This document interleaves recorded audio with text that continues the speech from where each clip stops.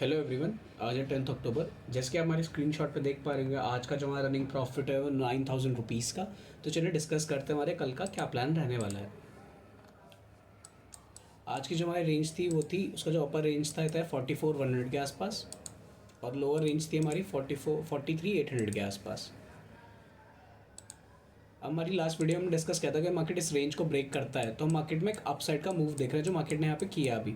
But यहाँ पे shockingly चीज़ ये है कि मार्केट कभी भी इतना बड़ा मूव एकदम से नहीं करता। मार्केट हमेशा हॉल्ट कर करके ऊपर जाता है, तो हम उसको एक बोलते हैं कि ये मूव शायद सस्टेन कर जाएगा। पर जिस हिसाब से मार्केट ने यहाँ पे मूव करा है इतना बड़ा, ये एक बार में, हमें नहीं लगता इतना सस्टेनेबल है, और हम इस पर बिलीव भी नहीं कर पा रहे मार्केट ने इतना बड़ा मूव आज करा है।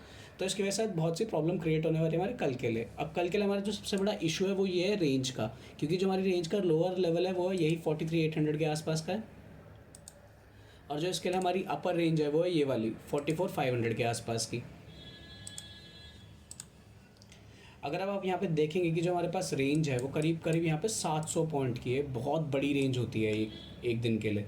तो ये बहुत ट्रिकी क्रिएट कर देगा हमारे कल के लिए। क्यों? क्योंकि अगर हम देखें, अगर कल के लिए जो हमारी फर्स्ट कंडीशन रहने वाली वो है इस रेंज के अंदर वाली, कि अगर मार्केट यहीं कहीं खुल जाए हल्का गैप अप या गैप डाउन, तो उस केस में होगा क्या कि मार्केट हो सकता है यहाँ से प्राइस एक्शन बनाए, नीचे के लिए आए, ब्रेकआउट करके नीचे की तरफ आए। पर आप ध्यान से देखेंगे तो यहाँ कोई सपोर्ट नहीं है कि मार्केट कहाँ पे सपोर्ट लेगा। मतलब यहाँ से हो सकता है मार्केट रुके ही ना, एक बार में वापस इतना नीचे आ जाए। ये हमारे लिए, इसलिए हमारे लिए यहाँ पे बहुत बड़ी प्रॉब्लम है। तो कल क्या होगा कि यहाँ पे बायर्स को बहुत इशू आएगा, क्योंकि मार्केट को कहीं पे भी बाइंग के लिए ऑप्शन ही नहीं मिलेगा, क्योंकि कोई सपोर्ट ही नहीं है यहाँ पे।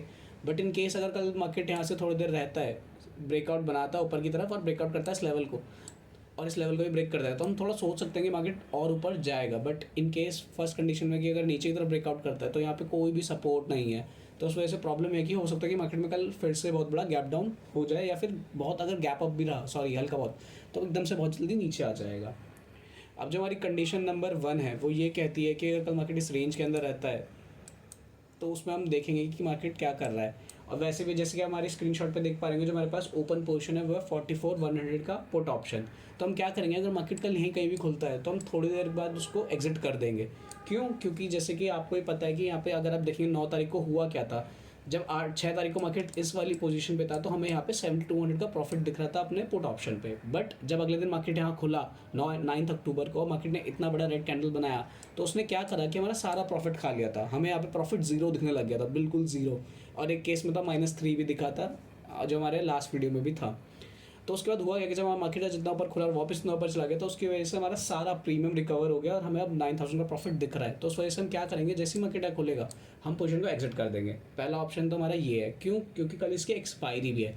तो अगर गलती से मार्केट ने मूव कर दिया, यहाँ पे हल्का सा ब्रेकआउट बना के नीचे की तरफ आ गया, तो जैसे हमने डिस्कस करा कि यहाँ पे कोई भी सपोर्ट लेवल्स नहीं है हमारे लिए जहाँ पे बायर हमें लग रहा है कि आएंगे, तो उस केस में होगा क्या कि मार्केट एकदम से बहुत जल्दी नीचे आ जाएगा। तो उसके वजह से होगा क्या कि जो हमारा आज हमें 9,000 का प्रॉफिट दिख रहा है वो हो सकता है कल भी जीरो हो जाए, कि एकदम से प्रीमियम बहुत ज़्यादा बढ़ जाए।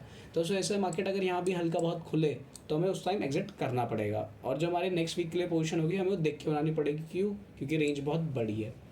सेम कंडीशन है हमारे गैप अप की। अगर मार्केट में कल गैप अप होता है तो हम एक्सपेक्ट कर सकते हैं कि मार्केट थोड़ी देर यहाँ हॉल्ट करे, ब्रेकआउट बनाए, प्राइस एक्शन बनाए ऊपर की तरफ का, और ब्रेकआउट करके ऊपर की तरफ चला जाए। बट इन केस अगर यहाँ से हल्का सा नीचे आया तो हो सकता है सपोर्ट ले ले हमारे लेवल पे, यहाँ पे थोड़ी देर हॉल्ट करे, प्राइस एक्शन बनाए, ब्रेकआउट करके ऊपर की तरफ। In case of gap down में हम सेम चीज़ एक्सपेक्ट कर रहे हैं कि मार्केट थोड़ी देर हॉल्ट करे, प्राइस एक्शन बनाए, नीचे की तरफ ब्रेकआउट करके चला जाए। सेम वेज अगर मार्केट यहाँ से ऊपर गया तो यहाँ पे रेजिस्टेंस है मार्केट के पास, थोड़ी देर यहाँ हॉल्ट करेगा और नीचे ब्रेकआउट करके चला जाएगा। इन केस में ये भी हो सकता है कि मार्केट वापस इस रेंज के अंदर आ जाए। बट जैसे कि हमने बताया कि रेंज बहुत बड़ी है, तो इस वजह से कल सबके लिए बहुत ट्रिकी हो जाएगा।